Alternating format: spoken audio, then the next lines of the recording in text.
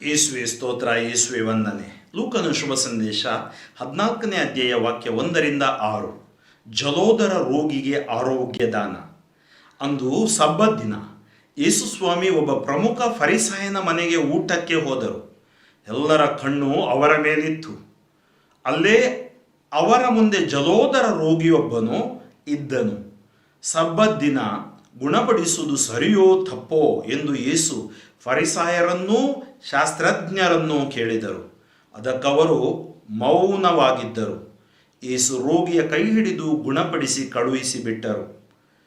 ಅನಂತರ ನಿಮ್ಮಲ್ಲಿ ಒಬ್ಬನ ಮಗನಾಗಲಿ ಎತ್ತಾಗಲಿ ಬಾವಿಯಲ್ಲಿ ಬಿದ್ದರೆ ಸಬ್ಬತ್ ದಿನವಾಗಿದ್ದರೂ ನೀವು ತಡ ಮಾಡದೆ ಮೇಲಕ್ಕೆ ಎತ್ತುವುದಿಲ್ಲವೇ ಎಂದು ಕೇಳಿದರು.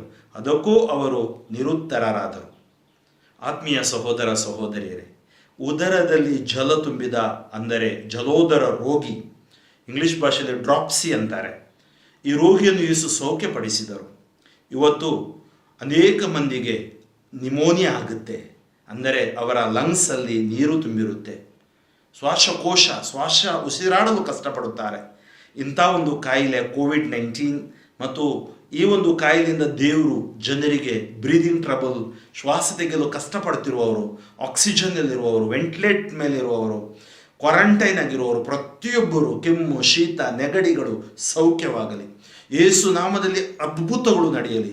ಯೇಸು ನಾಮದಲ್ಲಿ ದೇಹಾತ್ಮ ಮನಸ್ಸುಗಳು ಅಭಿಷೇಕವಾಗಲಿ. ಯೇಸು ನಾಮದಲ್ಲಿ ಅಂಧಕಾರ ಶಕ್ತಿಗಳು ಬಂಧನಗಳು ಬಿಟ್ಟು ಸುಟ್ಟು ಬೂದಿಯಾಗಲಿ. ಯೇಸು ನಾಮದಲ್ಲಿ ದೇಹ ಮನಸ್ಸು ಆತ್ಮ ಅಭಿಷೇಕವಾಗಲಿ.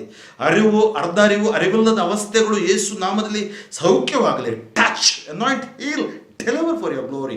38 ವರ್ಷ ಕುರಿಬಾಗಿನ ಬಳಿ ಮುಟ್ಟಿದ ಯೇಸು, ಸತ್ತ ಲಾಸರಿಗೆ ಜೀವ ಕೊಟ್ಟ ಯೇಸು ನಿಮಗೆ ಜೀವ ಕೊಡಲಿ, ಸೌಖ್ಯಪಡಿಸಲಿ. ಯೇಸು ನಾಮದಲ್ಲಿ ಪ್ರಾರ್ಥಿಸುತ್ತೇನೆ. ಸರ್ವಶಕ್ತ ದೇವರಾದ ಪಿತಾ ಮತ್ತು ಸುತ ಮತ್ತು ಪವಿತ್ರಾತ್ಮರು ನಿಮ್ಮನ್ನು ಆಶೀರ್ವದಿಸಲಿ. ಫಾದರ್ ಫ್ರಾಂಕ್ಲಿನ್ ಡಿಸೋಜ, ಶಿವಮೊಗ್ಗ ಧರ್ಮಕ್ಷೇತ್ರ, ಯೇಸು ಸ್ಪರ್ಶ ತಂಡ. ಆಮೇನ್.